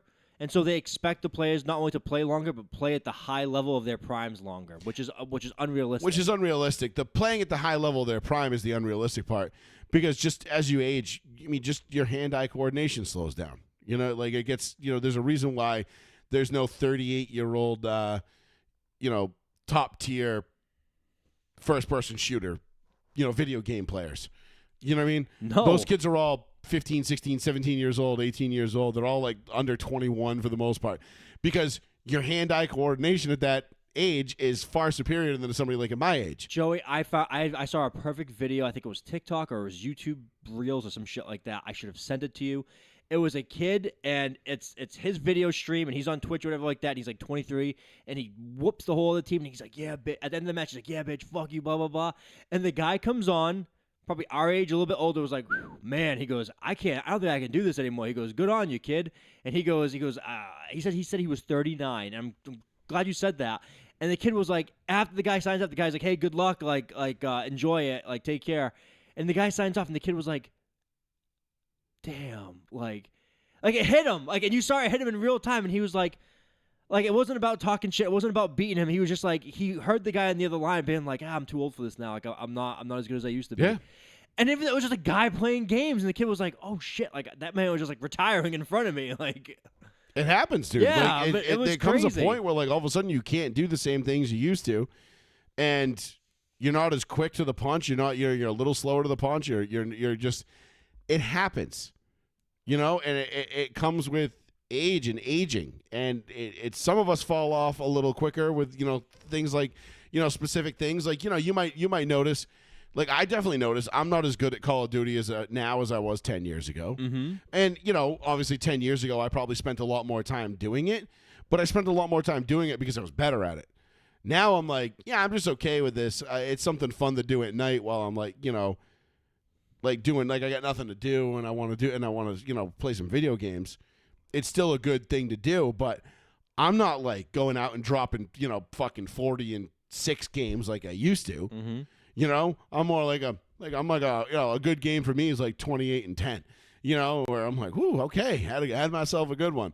And not for nothing, but like I don't take time to learn the maps, learn the game like I used to. We don't have that. I just kind don't of care. time. I just don't care. That too. I'd rather spend my time iRacing.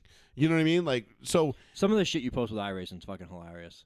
Like, you posted, what was it, 2 weeks ago, and you're like, well, and the guy just goes flying. That was me. Like, that was me that went flying. I know. Yeah. That's why I thought it was fucking hilarious. First lap of the race, I'm like, Jesus Christ. I'm like, because so it was funny because in that situation, I was racing the Cup cars at Charlotte. Mm-hmm. And if you ever race at Charlotte, like it takes, or in any Cup race for that matter, it takes like 2 or 3 laps for your tires to heat up and really start to grip. Sure. So the first lap is always an adventure because the whole pack is tightly packed. Everybody's running real close, and there's really no margin for error. And now I'm racing A class, so you expect everybody to kind of be a little bit better than it is in like the rookie class. Mm-hmm. But you also get a bunch of meatheads who are all trying to win the race on the first lap of the race. And, basically what happened was I made a mistake. I got loose in turn 4, and I had to back way out of the gas. I had to check up, and I had to slow down because otherwise I was going to loop my car and cause a huge pileup, which ended up happening anyway. But the reason why it happened was because I checked up. Nobody gave me any room, and you got guys who are in like 14th place trying to go 14th to first on the first lap, and this kid makes it 3 wide, knocks me into the other, and then all of a sudden all hell breaks loose. I'm like, guys, it's lap 1. Like, whoa up a minute. Like, you got to understand, we're on cold tires. Cars are going to fuck up. Like, things are going to go a little shifty. Nope. You should be ready for that. Why are you trying to make it 3 wide on this narrow-ass front stretch? How many laps do you usually run in the game? That particular race was 50 laps. Yeah, so, okay, you're talking about how long is that, like 20 minutes? Not even? No, it's with cautions, you're probably looking at 45 minutes. Oh, my God. Really? Yeah. Holy shit. 40, I'd say 40 to 45 minutes. Because a fast lap at Charlotte, a hot lap, like qualifying lap, you're going to run about a 30-second lap. But your tires go away pretty quick. So those lap times start turning into 32, 33-second laps. Mm-hmm. Then you get cautions, pit stops, all that kind of stuff mixed in. And even if you have a long green flag run, you're still looking at a good, 35, 40-minute race. Jesus Christ. So it's a little bit tougher, but everybody's trying to win it. People are just trying to win from the back on lap 1, and it's like, guys, calm down. There's no need for that. Like, just whoa up. Like, understand that. Listen, I'll gladly pull up to the high side and let you pass me on the inside if you really want the place that bad. If you want to go from 13th to 12th, hey, man, you want it that bad, it's all you. You're on a mission, you're going to the front, Godspeed. I know the type of race I'm going to run. It's a 50-lap race. And that's the thing with NASCAR is people forget NASCAR is an endurance race. It's about mental focus and your equipment being able to hold up for 500 miles. Yes. It's not like, Formula One where they're like, okay, you got 2 hours. Once the green flag drops, you got 2 hours and whatever, 2.5 hours to finish this race. Mm-hmm. So if there's a red flag, that clock still stays ticking. So if there's like a major red flag in the middle of the race on lap 12 of a Formula One race, say they're supposed to go 68 laps, right? Okay. And lap 12, there's a major red flag that lasts an hour and a half. Okay, you got an hour to finish those last laps. And when that clock hits 0, they're like, the next flag is the white flag. So no matter where you are, it's like, yeah, but there's still 15 laps to go. It's like, nope. The clock says there's one. There's one. So it's a lot different. NASCAR is an endurance style of racing. Right. It's meant to go 500 miles. It's meant to go the distance. It's meant to put the maximum amount of stress and fatigue on your equipment and on the driver. Not saying Formula One doesn't do that but it does it in a different way. Mm-hmm. You know what I mean? It's like the same thing with drag racing, right? The NHRA was up in New Hampshire this weekend, and had the weather been nicer, I would have gone up, but I was afraid of going up there and it getting rained out. Yeah, wasting your time. But I'm watching, you watch Top Fuel dragsters running 330 mile an hour quarter-mile passes, with 15,000 horsepower. You're like, that's pretty cool. That's a shitload of stress. And the driver, not all they got to do, they got to be able to nail the gas when the light turns green, because your reaction time to that light is everything. And then you got to make sure you don't break loose halfway, quarter track, mid track, whatever, and be able to handle that amount of horsepower at 250, 260, 270 miles an hour. So it's a whole different type of racing. So it's just funny, but like iRacing is the shit, dude. I love it. Like it's probably my favorite video game I've played since Halo 3. I haven't enjoyed a video game this much since Halo 3. That's awesome. And I'll probably right after we're done here, like it's Dega week in Carb Cup rookie class, so I'll go fuck with the rookies. You get wrecked all the time, but I think it's fun. Because of you. Like I watch your videos, and now it comes up on like my you may like this, and I'm like, I don't fuck. Like I've never searched for this in my life. All of a sudden, the video comes up of like people and a lot of, I'm not saying it's you, and a lot of people I hear that southern drawl, they're like, man, you don't want to, and I'm just like laughing, like I can't fucking believe this. It's stereotypical. Trust me, NASCAR is a highly regional sport. Mm-hmm. Yeah, south of the Mason-Dixon line, NASCAR, short track racing, dirt racing, especially like you get down, you definitely get down south, and it takes over. It takes over. I mean, this past week was the Illinois 300 or whatever at WeatherTech Speedway, which your boy called it again. Picked another winner this week. Yeah, you did. Yeah, Picked another you winner. win like $85 something like that. Yeah, I bet. So basically, my what I'm trying to do with FanDuel, I've We'll go back to my FanDuel right now. I've revamped my approach to how I'm going to do betting from now on. Okay. I'm not going for like the 5, 6, 7 leg parlays. I'm going to nickel and dime the shit out of these bets. Okay. $10 here, $10 there. I'm only going to win. I'm not looking to cash it all in on one bet until I build up a nice little bank. And then I can go throw like $500 on somebody to win Daytona in August. Bang. And if that hits, that's a big payday. Yeah. You know what I mean? Yeah. But I'm not going to go and like throw $100 on Kyle Busch, even though I felt like Kyle Busch. I bet usually 3 drivers on Sundays. I'll spend $30. I'll bet 2 guys who I think have a really good chance of winning. Mm-hmm. And then I'll bet 1 guy with like mid-range odds, that plus 3,500 to plus 5,000. Okay. The Cinderella story where it can happen, it does happen, but it's not likely. But it's only $10, so who cares? But so like I took I think I put money on Corey LaJoie to win because he was driving Chase Elliott's car on Sunday. So anybody who knows NASCAR knows that Hendrick has phenomenal equipment. Yep. They've got great cars, great pit crews. Everything is. They got great talent in the garage. They know how to find. They can take the same car you can and find more speed out of it just based on adjusting the car. Okay. For simplistic terms for people who don't follow NASCAR. Of course. So Hendrick is that team. So Corey LaJoie got called up because Chase Elliott got suspended for wrecking Denny Hamlin 2 weeks ago at Charlotte, which was hilarious. He got suspended, so they called up Corey LaJoie, who's been racing for his own team these last couple of weeks. I won't even get into how all that works, but whatever. Corey LaJoie has been racing on the circuit all year. Hendrick called him, asked him if he wanted to fill in for Chase Elliott, and he was like, absolutely, because that's royalty. That's as good as it gets in NASCAR. So I bet $10 on Corey LaJoie because I think he was like plus 5,500 or plus 7,500, whatever it was. So I'm like $10. I'm like, that's $750 if I win it. Right. If he comes through and wins, like let's just say hypothetically he gets, this kid can really drive, and all he's needed was the equipment and the car, and then he gets in the better car and he drives it to a win, and you're like, son of a bitch, should have seen that coming. So I always take like 1 guy with long odds and then 2 guys that I think are gonna win. Usually I alternate between Slick Willie Byron, who's won me a bunch of money so far this year, and Kyle Larson, who is without a doubt the best race car driver on the planet right now. And like Kyle Busch, Denny Hamlin, Joey Logano, those guys, even though Logano's not having a great year.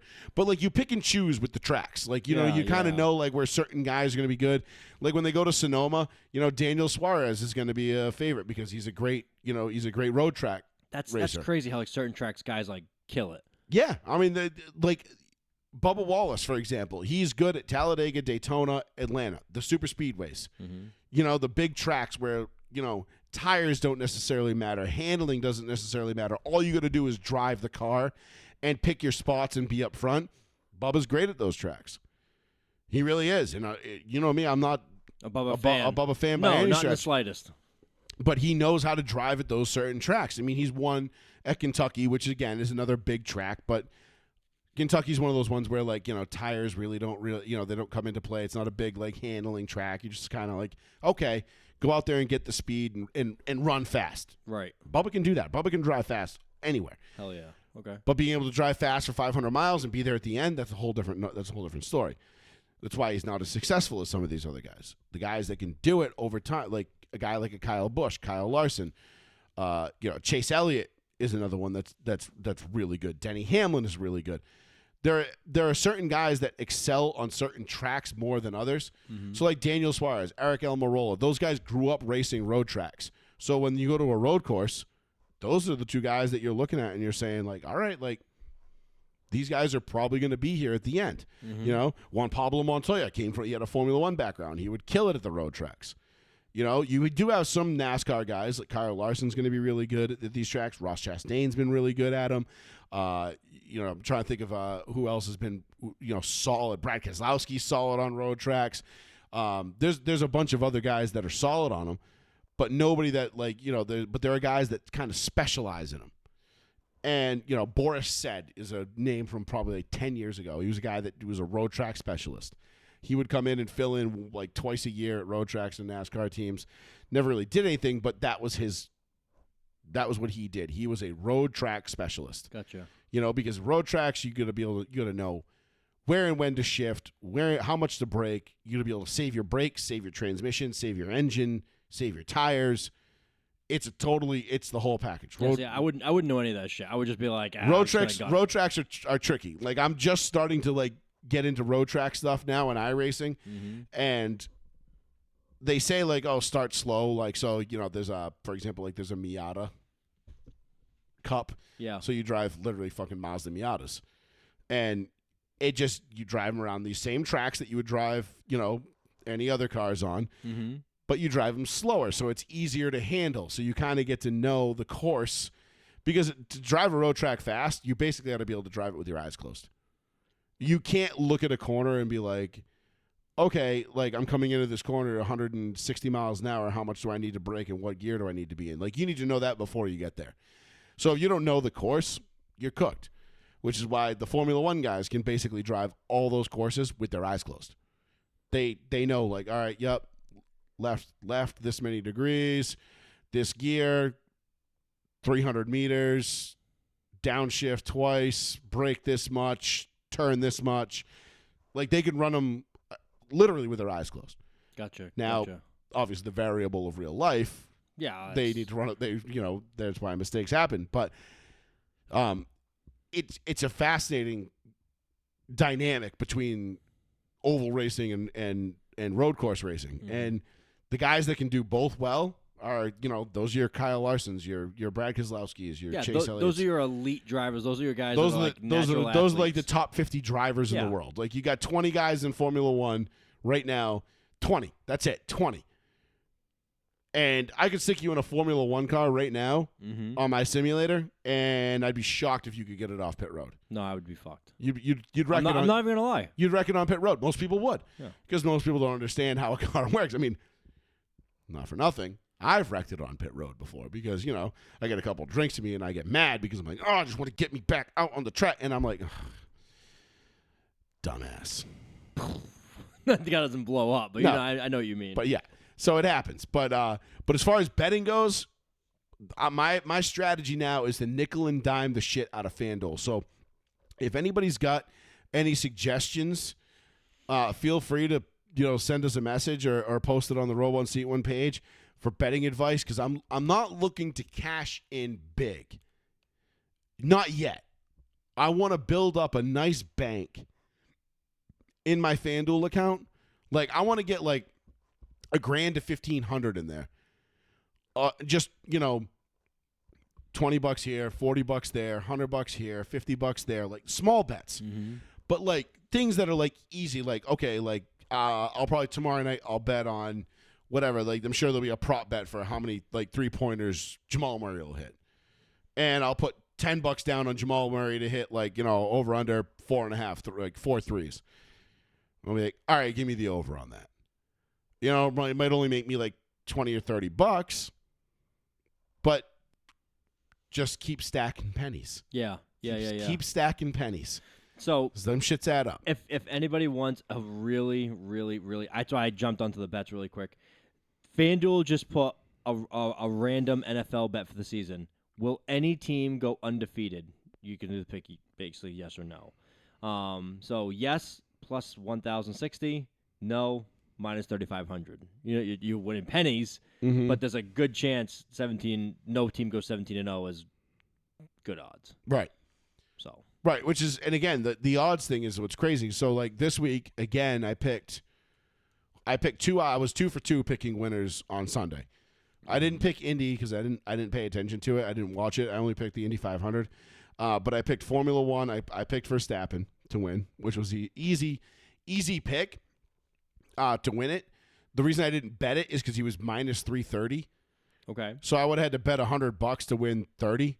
Right. And not for nothing, but like in auto racing, that's a terrible bet because there's a lot of shit that can go wrong that's out of the driver's control. Of course it Mechanical can. failures, guys running into you, whatever it might be.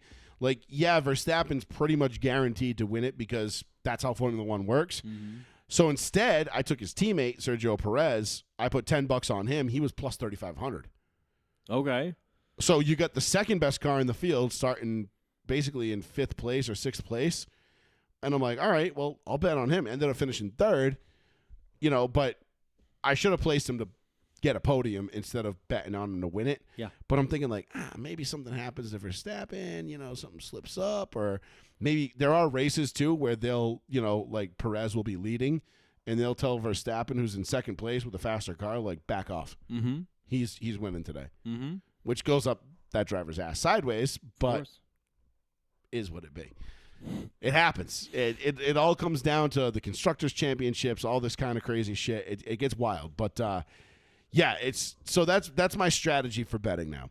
Is I'm just gonna put like $10 bets, like small bets down, and just stack pennies. And then I want to wait. I want to see how much I can get my account up to by August, by the Daytona August race, the final race of the regular season, Mm-hmm. and I want to put like $500 down on like a plus 3,500 car. Somebody with like long odds that just might make me 20 grand. That's a great idea. Like I did with my Patriots bet. Like as soon as as soon as sports betting went live in Massachusetts, I have that Patriots touchdown bet. Like I Oh, bet right, yeah. $50 to make 5,000. They have to score a touchdown every single game. I can't see them not.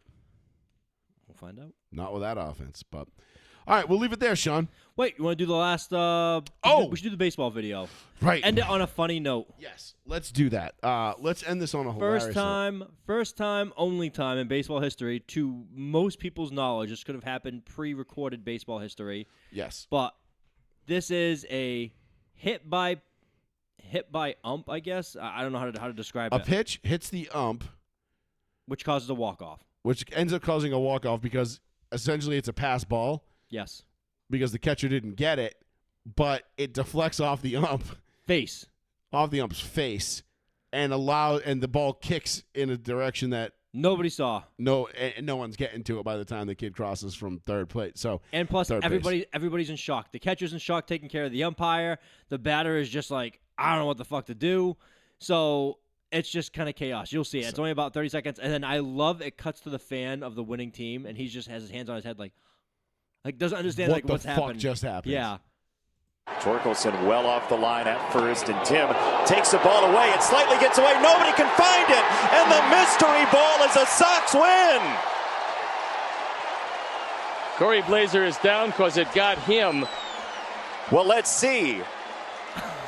The Sox win for now. 2-1 the final.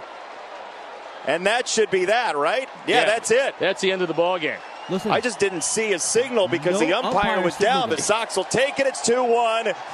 Enjoy your weekend. I mean, it's a pass That, ball. unlike It's about as straightforward I know, gets. but none of the umpires. They all walked off the field to go see the head umpire to make sure he's okay. Nobody called it. The scoreboard just puts up, White Sox win, and everyone's like, all right, I guess we won. Guess we win, which they did, But it was, and they should have. I mean, technically the game is still on because the umpire never called the game. True, but it was the bottom of the inning and somebody scored, so it's like, I know, but it was just like a weird scenario where what are they going to do? Be like, play that again. How fast it happens. You obviously you're getting it right as he pitches it. Hits him dead in the Torkelson face. well off the line at first, and Tim takes the ball away. It slightly gets away. Nobody can find it, and the mystery ball is a Sox win.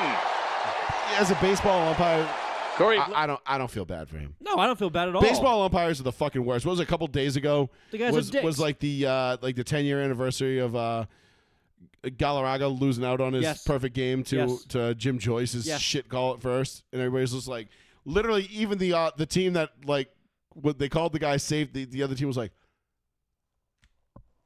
It wasn't You- us. didn't just do that. Like, you just cost this man a perfect game. Like, are you kidding me? in history. That would have been like what, the 21st, I think, at the time, or Not many. 22nd perfect game. Yeah, it's not many men have done it. It ever. wasn't many. It was. He was going to be like up there, like forever. Ramondo Galarraga, was that? Am I saying that right? I think so. He was. And he's gone. He's like out of baseball. And everything Yeah, like he that. was. I mean, that was 10 years ago. Yeah. He was like a fringe, like 3, 4, 5 starter back then. Yep. Like Just having a day. Just had himself a day.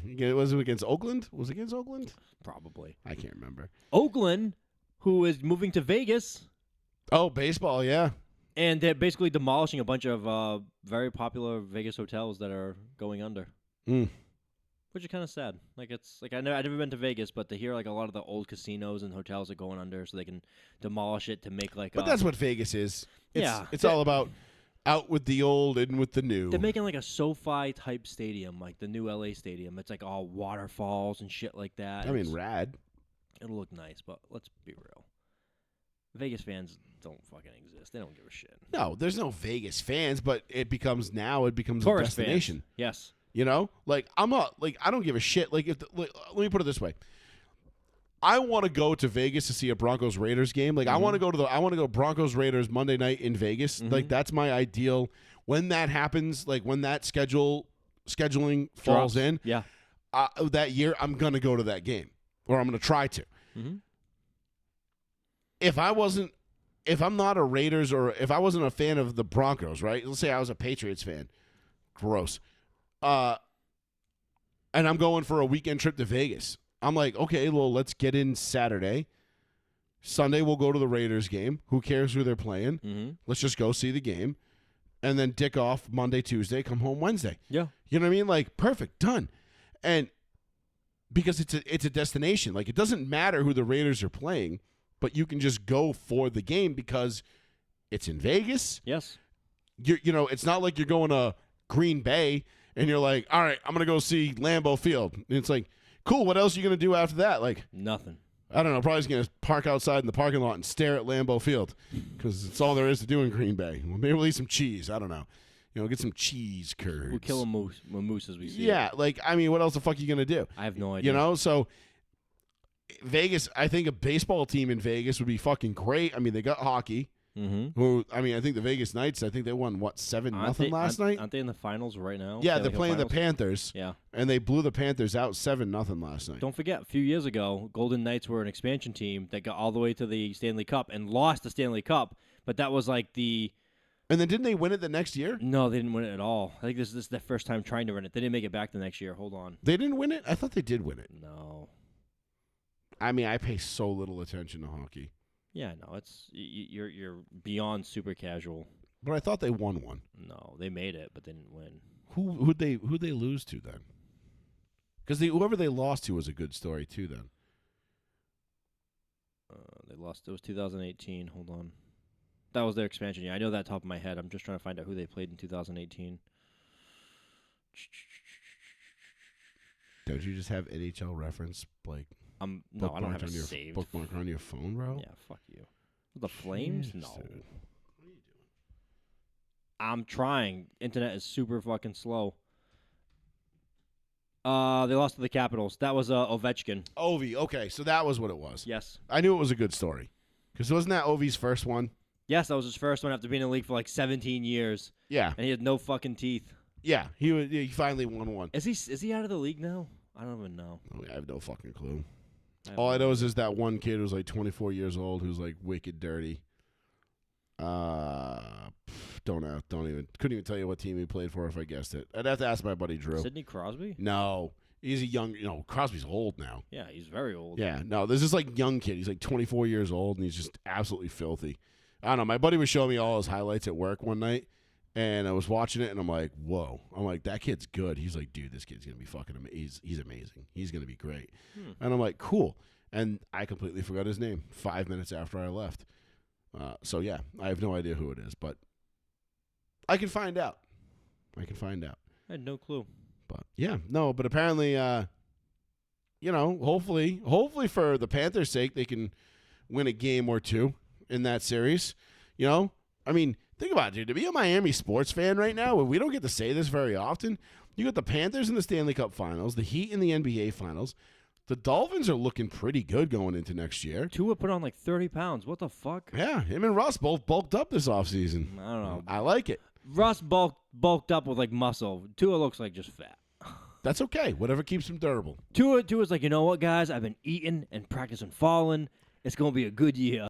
I took the Jamarcus Russell way. He comes out looking like fucking Rikishi from WWE. It's like, so who did you consult on your for your diet? He's like, Pablo Sandoval. We're like, fuck! He's like, but I train. I eat twice as much. I mean, What was the old it can't be bad. What was the old bodybuilding thing from like 30 years ago? Go Mad. Remember what Go Mad stood for? No. Gallon of milk. Something every day. Gallon of milk a day? Gallon of milk a day. Go Mad. No, I don't remember that. It used to be like that way. It was like so much calcium and like extra protein. It was supposed to like help. No, help I you remember. bulk up and gain The only weight. thing I remember was Oh God! Imagine drinking a gallon of milk a day. Oh. I mean, I love milk. You'll but bulk up. Jesus, It's a lot of fucking fat. My only thing I remember was C.T. Fletcher saying, "There's no such thing as overtraining, only undersleeping and undereating." Yes. I was like, huh. CT fucking Fletcher, man. Fucking if DMX met Morgan Freeman, that's what CT. That's the easiest way to describe CT Fletcher. Have you seen Ronnie? Speaking of lately, like bodybuilding, you seen Ronnie lately? He's banged up, dude. Banged up. Banged up. He's like But he knew though. If you actually hear the story, sure. he knew 20 years ago that vertebrae that he had like broken or whatever. He knew if he didn't get it fixed, he was going to need basically career-ending surgery, bodybuilding wise, career-ending surgery to do it. Yep. And he was like, "Nope, I want to win 7 Mr. Olympias or 8 Mr. Olympias, whatever it was." And he was like, "Fuck it, I'll deal with this when I'm older." Yep. And now he's dealing with it, and so he's just like, "Yep, we knew this was going to happen, and here we are." Yeah, now he's like a third of the size or like a quarter of the size he was. But of course he was. That makes all the sense in the world. Dude, he was what, 5'9", 330 pounds? Like, baby. I mean, still, I could watch Ronnie Coleman training videos for hours. Just screaming, "Ain't nothing but a peanut!" Throwing 45s on there, screaming, "Ain't nothing but a peanut!" As you guys like staring at him, like, "What do you mean, nothing but a peanut?" Woo! Oh, the long woo! Fucking love Ronnie Coleman, dude. I could watch Ronnie Coleman like that's like my hype video before I go to the gym. You know, like I watched. I'm like, I'll watch. You know, certain things at night, and like I'll be like, dude, I can't wait to fucking lift tomorrow. Oh, when he would go shopping and he's like, "Oh, I need some new utensils," and he buys like the 3-pack of like the wooden gigantic like stirring things, and those are his spoons and fork. I'm like, what the fuck? And he's like, "No, the spoon's too small. This is gonna eat me faster." And he's just because he doesn't have time to use a small fork. He's like, "I need to eat large portions faster." Force feeding yourself is the worst, dude. Anybody who's ever bulked up, I did it once when I was like I think I was like 275, 280. Yeah. And I wanted to get, the first time I ever wanted to get to 300. And I remember just like eating like 7,000 calories a day, like trying to do it clean. So I was doing like chicken breast, dry tuna, like, dude, every 2 hours you're just like, ugh. Dude, it was the worst. It was the absolute fucking worst. I would rather cut than bulk any day of the week. I hate eating. I don't find eating enjoyable. I love eating. I don't. But I like eating things that are good because I want to eat them. Yeah. I don't want to just sit there and inhale, you know, Clean shit. 2 pounds worth of chicken breast because I have to. Yes. You know, that sucked. I was not thrilled. I got up to that was the first time I ever broke 300. I got to 301.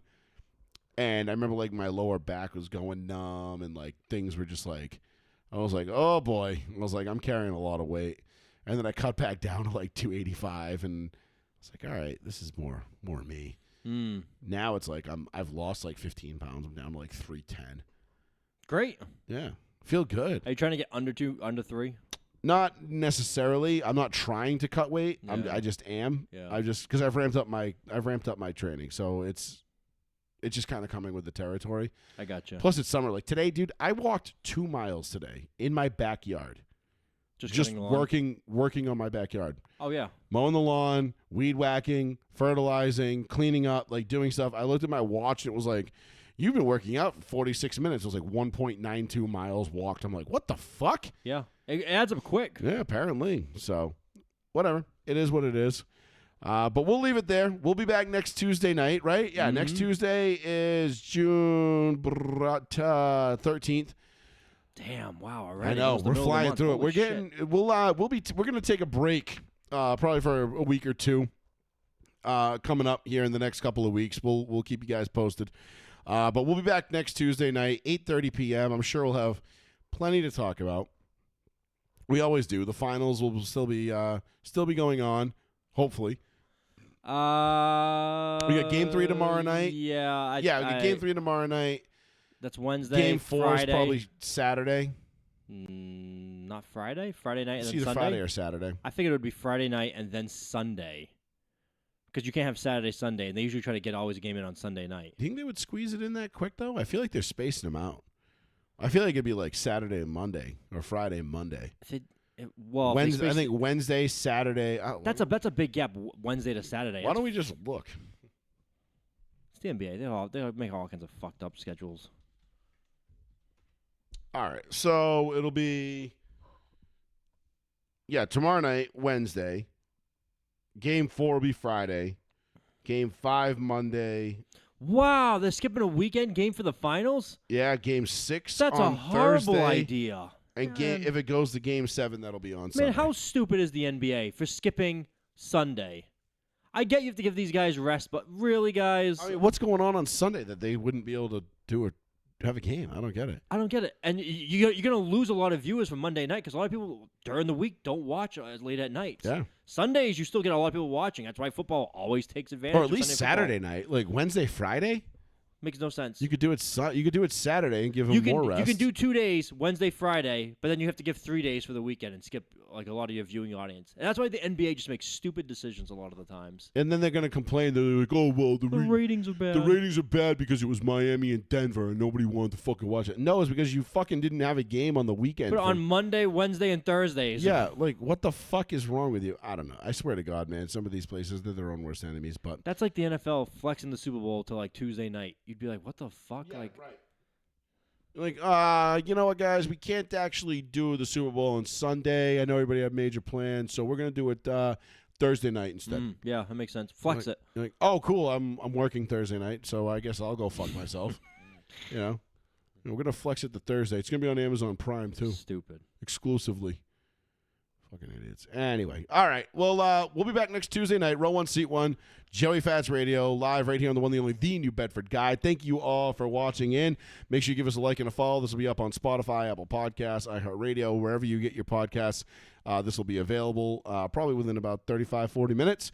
And we'll be up on our YouTube channel as well, so go ahead and give us a like and a follow on that. If you can, give us a subscribe on Spotify, Apple, whatever it is. I know you guys listen, but if you don't subscribe to the channel for some reason, it doesn't count. Listens don't matter to those platforms. Only subscriptions do. Doesn't cost you anything. We're not going to spam you guys with anything. Like, you're not getting any, you're not going to get notifications from us or any of that bullshit. But once a week, you might get like a little like blue, circle on your bell on Spotify that says like, that's it. hey, we posted a new episode.